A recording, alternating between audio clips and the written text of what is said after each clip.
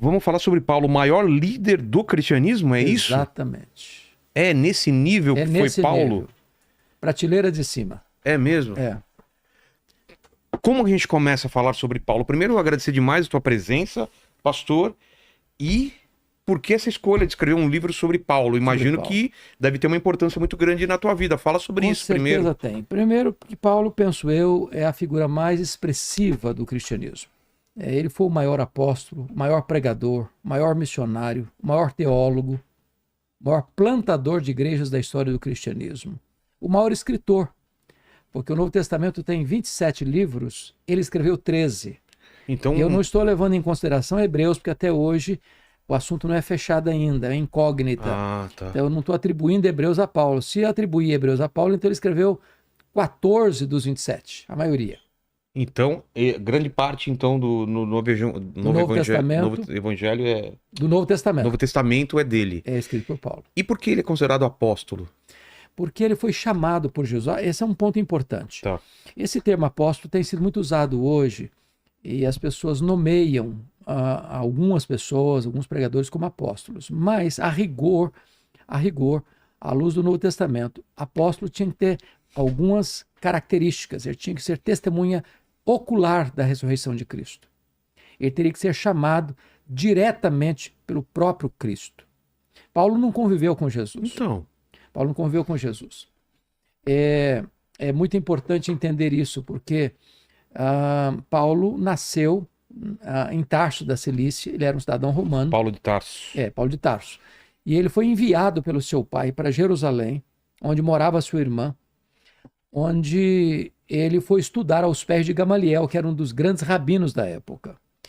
A Bíblia chega a dizer que ele tornou-se dentre os seus pares uma pessoa de destaque, pelo seu zelo religioso, pela capacidade que ele tinha como um homem poliglota, como um homem de uma cultura enciclopédica. E ele foi preparado para ser o grande líder do judaísmo. O grande problema é que enquanto Paulo se preparava em Jerusalém, um outro rabino crescia também em Israel.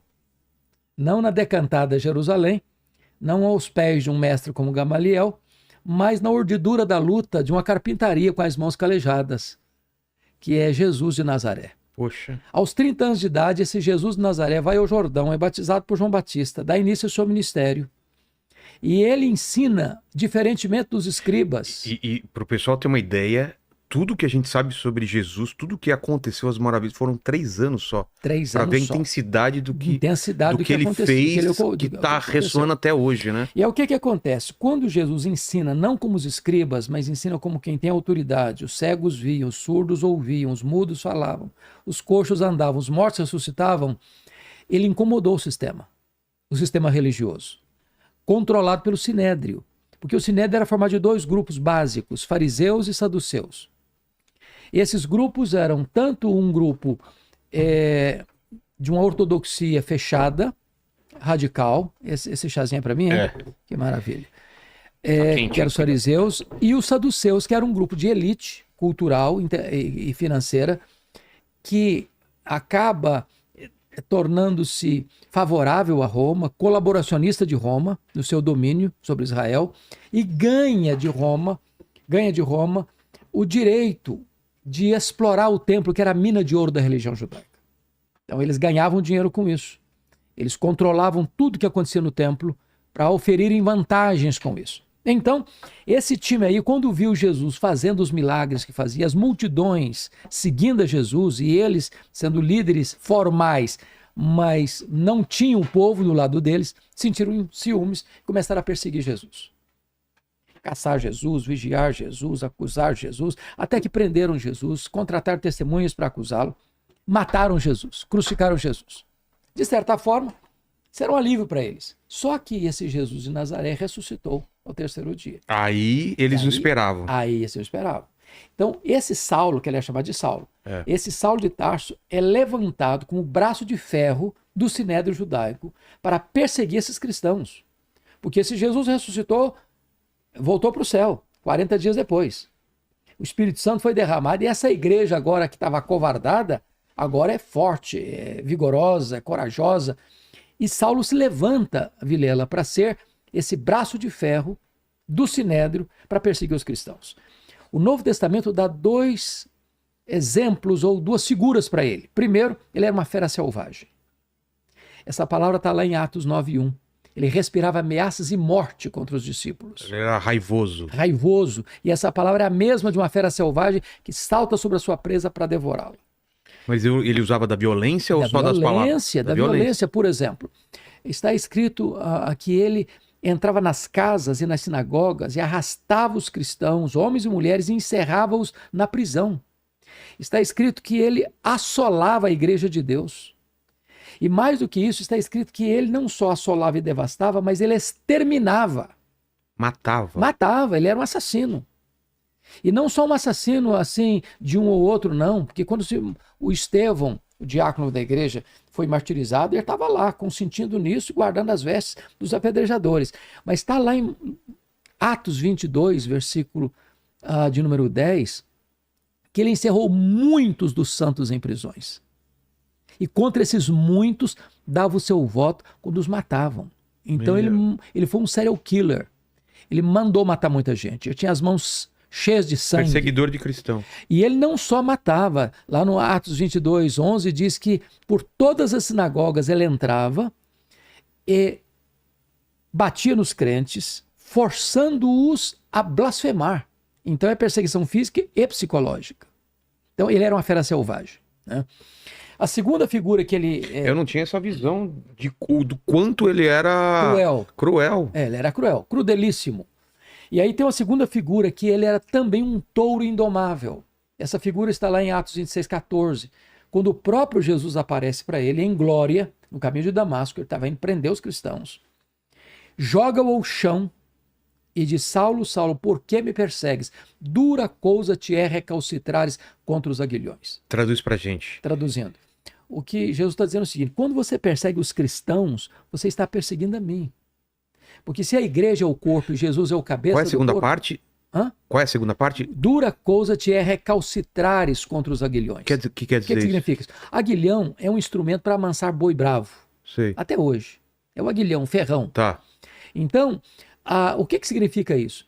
Significa que o Espírito Santo começou a trabalhar em Saulo não só ali, no dia da conversão dele, mas toda vez que ele entrava numa casa ou numa sinagoga e prendia um crente, batia num crente e forçava esse crente a blasfemar, e esse crente preferia morrer do que blasfemar, era o Espírito Santo picando a consciência dele, ferroando esse touro bravo. Só que esse touro bravo não quer ser amansado.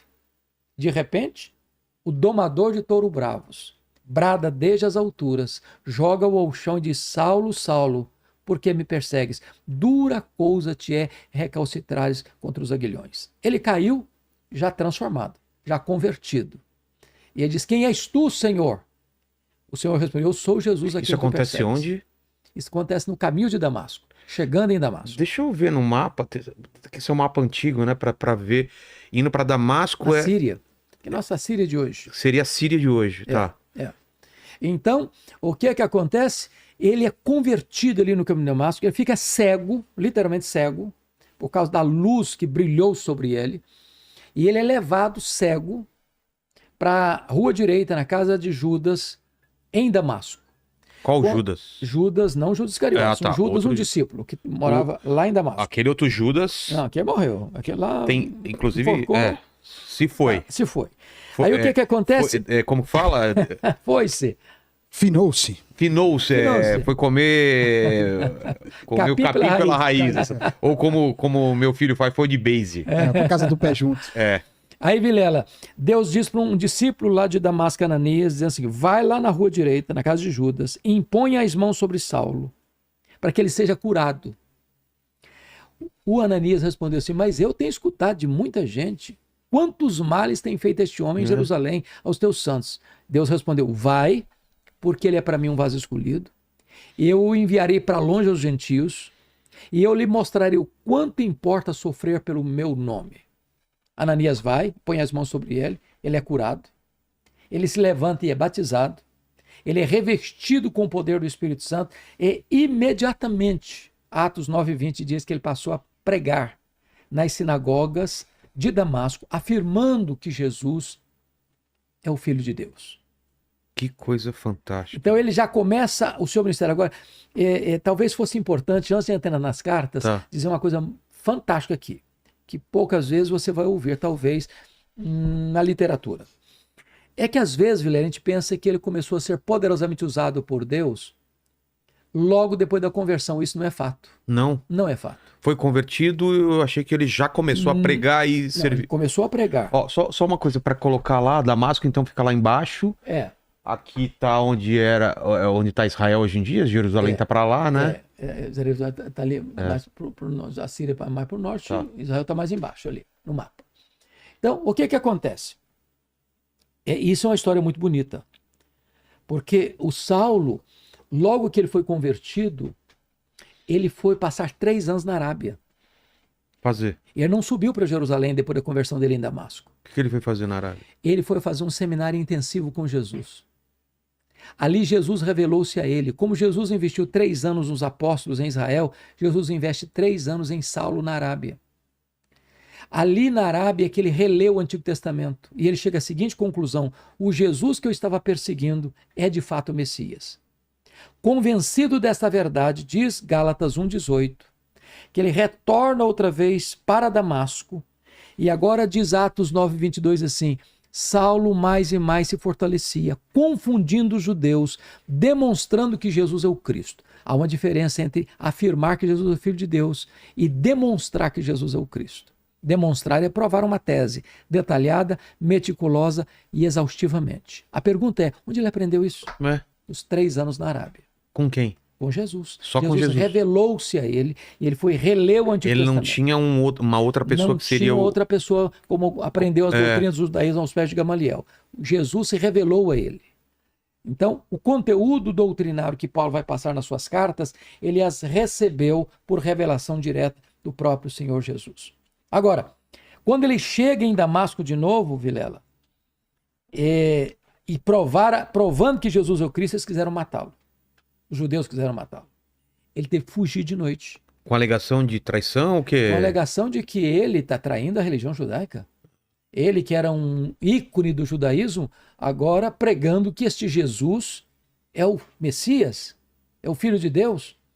E aí ele vai subir para Jerusalém. E quando ele sobe para Jerusalém... Fugindo ou não? Ele vai para encontrar os apóstolos. Mas aqui eu queria levantar uma tese, Vilela, que é fascinante. Me permita dizer isso a você. Quando ele vai para Jerusalém, ele vai... Porque a tese é que ele não foi usado poderosamente por Deus logo no começo. Então, quando ele sobe para Jerusalém, ele sobe com a seguinte intenção. Mas o pessoal perseguia ele por quê? Porque ele já falava de Jesus, o pessoal via a conversão dele. Ele viu a conversão dele, ele provava que Jesus era o Messias. Os judeus de Damasco que estão perseguindo. Todo mundo sabia. Todo mundo sabia. Agora ele está saindo de Damasco, subindo para Jerusalém. Certo. Subindo para Jerusalém. Quando ele chega em Jerusalém, na cabeça dele, ele ia ser o grande líder do cristianismo. Por 2 razões. Primeiro, porque os apóstolos de Jesus eram galileus. O que é Galiléia? Galiléia é o norte de Israel. Não era... A Jerusalém fica na Judéia. Sei. Então, eles... Galiléia era uma região... como uma região menos importante? Menos importante, uma região mais agrícola, uma região mais rural. Sei. Povo de segunda... Pessoas mais simples. Pessoas mais simples. Então, ele pensou assim, esses galileus aqui na Judéia não vão conseguir nada, porque eles eram recebidos com preconceito aqui embaixo, aqui em Jerusalém, aqui na cidade de Jerusalém. Segunda razão. Os apóstolos de Jesus eram iletrados. E Jerusalém era a capital intelectual da teologia. Ele pensou, esses camaradas, além de galileus, são iletrados, eles não vão conseguir nada aqui. E ele pensou, eu tenho um bom currículo, eu tenho um melhor preparo, eu sou o cara para liderar a igreja aqui em Jerusalém. Quando ele chega lá, diz Atos 9:26, que nem recebido foi. Bater a porta da igreja na cara dele, porque acharam que ele estava sabotando a fé, acharam que ele estava se infiltrando para perseguir a igreja. Foi Barnabé que recebe Saulo, introduz Saulo aos apóstolos, os apóstolos o acolhem, e agora então ele tem livre trânsito na igreja de Jerusalém. O que acontece? Os helenistas, judeus nascidos fora de Israel, resolvem matar Paulo. Agora em Jerusalém. E fazem um voto de anátema. Que é... E vão matar Paulo. O que é um voto de anátema? Nós preferimos ser malditos a não matar Paulo. Eles querem matar Paulo. Ah, é? Eles querem matar. Como aconteceu depois lá na prisão dele em Jerusalém mais tarde. Então o que acontece? Os membros da igreja se reuniram, os discípulos disseram assim: João Paulo, você tem que ir embora daqui. Você não pode ser nosso pastor, não. Só que ele não saiu. Ele não foi embora. Lá em Atos 22, versículo 17, diz que o próprio Deus apareceu para eles: vai embora. Ele foi mandado embora pelos membros da igreja e pelo próprio Deus. Sabe o que aconteceu? Ele não foi. Não foi. Ele arrazoou quando disse: não. Eu persegui a igreja aqui. Quando se matou Estevão, todo testemunho, eu estava presente. Sabe o que ele está dizendo, trocando em miúdos? Oh, Deus, o senhor não pode cometer esse engano, esse equívoco. Eu sou o cara. Se eu sair daqui, essa igreja não vai para frente. Você estava se achando. Ele está se achando. Só que Deus não mudou. E Deus diz: vai. E ele não foi. Quando você volta para Atos 9:30, os crentes se reuniram e o levaram até o Porto de Cesareia. E de lá o mandaram de volta para Tarso. Para aquele cara que se achava insubstituível, Deus está dizendo o seguinte: ô camarada, se você acha que eu preciso de você, você está muito enganado. Então faz o favor, arruma as malas e volta para casa. Sabe quanto tempo ele ficou no molho na cidade dele, em Tarso? 10 anos. O quê? 10 anos. No esquecimento, no anonimato, longe dos holofotes, longe das luzes da ribalta. Deixando a poeira abaixar. Deixando a poeira abaixar.